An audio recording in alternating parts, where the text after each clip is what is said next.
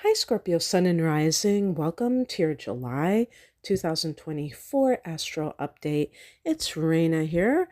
So, as the month of July begins, we have several planets in fellow water sign Cancer, which forms a very harmonious cooperative aspect known as the trine. So, it makes things easier to manifest depending on what planets we're talking about here and what houses are being engaged.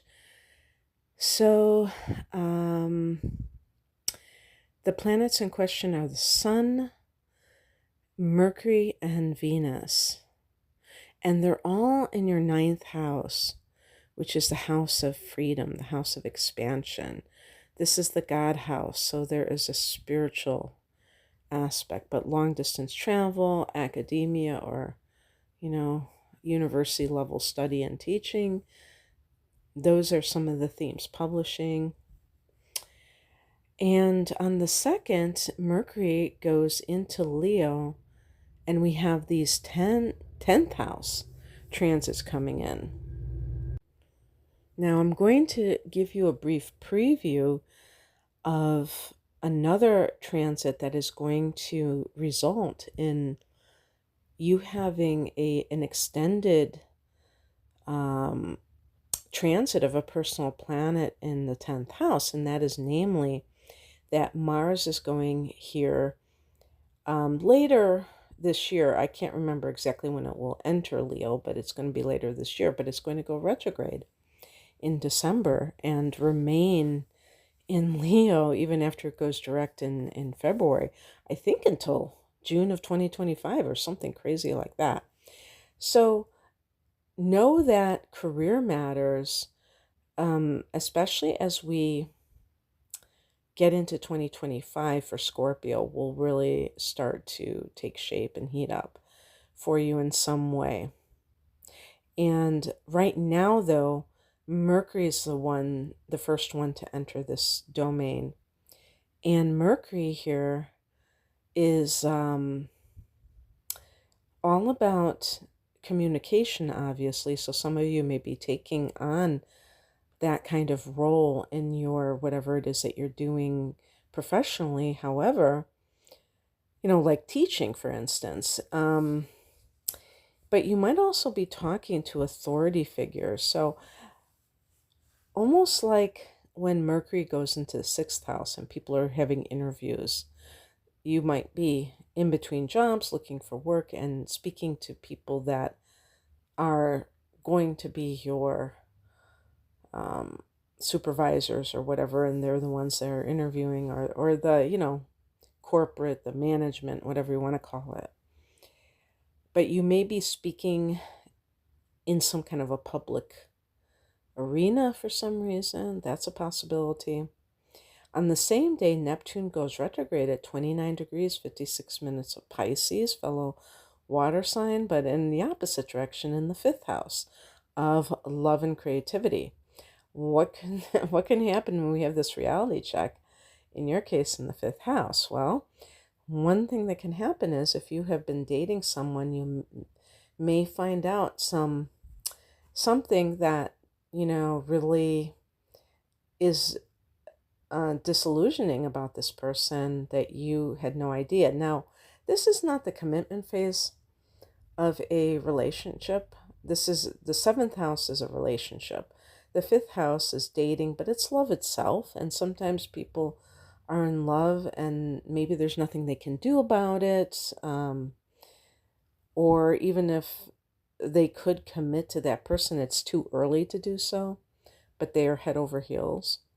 I think this disillusionment, if it exists, will come to a head around, in September, because there will be the first of the series of eclipses in Pisces and then Virgo, that axis, and that's happening on September 17th, exactly 2 months from when, no, 3 months from when I'm recording this, but it's going to be something that isn't necessarily on that exact date, but in that vicinity. So you may, if it's somebody that you've just carried a torch for forever, maybe this is the time when it finally gets extinguished. And the reason that that would be a good thing is because then you make your heart open for somebody who can really give you the love that you deserve. You may have an artistic project that you thought was so great, and you look at it and you find that you're not, enthused about it. It could be something along those lines too. On the 5th, we have a new moon at 14 degrees of Cancer. More water, more activity in that 9th house. So maybe some Scorpio people are going to be traveling abroad. Whether you secured a teaching position there somewhere in a foreign country, or whether you are simply going for a vacation, or maybe you're studying abroad. This could be the time when you get the word that this is going to happen, or when you initiate your vacation. Now, you have had Venus in this sector, so it is possible that you fell in love with somebody that is from a different nationality, ethnicity, or race, and maybe you're visiting that person if you do not live in the same country. But actually, I shouldn't say but actually, and on the 11th, Venus goes into that 10th house. Venus in the 10th house of career can give you favor among authority figures, which, if you're looking for work, certainly can come in handy. It can mean that maybe you're going to get a raise. Venus can be money. You can be popular with the public. On the 20th, Mars goes into Gemini. And for you, this is the house that you rule in astrology, Scorpio, the 8th house. This is significant because Mars hung out here from 2022 to 2023. Mars was here in Gemini, I should say, for like 7 months. So maybe there is something that happens this time that makes it a little bit different. So one of the big things I think of immediately with Mars in the 8th house is a fight over shared resources, whether it's a will or a couple who is getting divorced, because you've had Mars in the 7th house. That could be legal affairs, a fight in, legal affairs, and now you're splitting up the money, and there could be some kind of contention there. This is the house of transformation, and Mars can give a sense of urgency that you really want to step into a better version of yourself, which may be enacting your personal alchemy, your personal transformation in some way. The very next day, we have a full moon, which happens to be a blue moon at 29 degrees of Capricorn. This is going to fall in your 3rd house of committed partnership, of communication. That was the C that I was going for.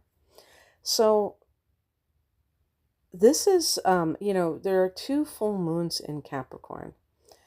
That's why this one is a blue moon. The first one is coming up as I record this on the 21st of June at 1 degree of Capricorn, and this one's 29 degrees.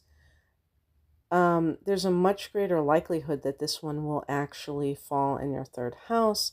The first one may actually fall in your second house of earned income, being at only 1 degree of Capricorn. This forecast is a general reading. Your chart is going to be unique to you, and the dates may not match up 100% of the time. So keep that in mind. And so, what does it mean to have a full moon in the third house? Well, one of the big ones, I always characterize the third house as the mundane mind, but when you get the full moon here, it brings, as the mind itself, it brings this kind of cosmic downloads that may transform anybody. I mean, I think a lot of Scorpios are already very intuitive or psychic, but for those people who kind of are especially attached to the typical way that we learn things, that might be something that is very game changing for you. And the fact that it's a blue moon may heighten the the specialness of it. So the person who is realizing their purpose, what they came here for, their life path. On the more mundane side, this could be learning news about your siblings. This could be, in some cases, unfortunately, if you have had, and by the way, this could totally tie into Mars in the 8th house. Let's say you're having some kind of money battle with siblings over an estate, and you see their true colors, what their behavior is showing within themselves, and it's very disillusioning because you expected more from them, you expected better from them. That could happen. This could give you an amazing idea of some sort. Third house could be marketing or business ideas. Third house can be, it can be writing, so maybe some creative writing. The full moon is a very creative time. On the 22nd, the sun goes into Leo, so it's like bam, bam, bam. Mars goes into Gemini, blue moon next day, and then sun goes into Leo. So here we are again with the 10th house, and that's putting you into that career mode. And 3 days later, on the 25th, Mercury goes into Virgo in that 11th house of hopes and wishes. So I do feel that some of you are coming up with some great strategies. The 11th house is the house of friendships and groups. You may be networking more than usual with Mercury here, reaching out to people, but it can be also maybe that sense of brainstorming of new long-range goals, new dreams that you have for yourself, and thinking about them. So it could be very forward-looking and forward-thinking. All right, Scorpio, sounds like a great career month for you. I hope that this resonated. If you would like a private reading, I'm promoting my double astrological readings called my deep dive readings, perfect for Scorpios. Being deep. I just found out recently that in Vedic astrology, my sun is at 29 degrees of Scorpio, and my Mercury is Scorpio as well, which I hate to say it, but it makes a lot of sense because in Western astrology, they're in Sagittarius, but it doesn't fully explain a lot of just how I've experienced life. But my sun in Western astrology is in the 8th house, and my moon is in conjunction with Pluto, so I still have those scorpionic connections, and I seem to connect with Scorpios pretty well. So I have those readings, the deep dive reading, an hour of natal chart analysis, with at least an hour of transits for the upcoming 12 months for a special price. There's one that also includes the tarot, so it's like the trifecta, and that's called the whole enchilada.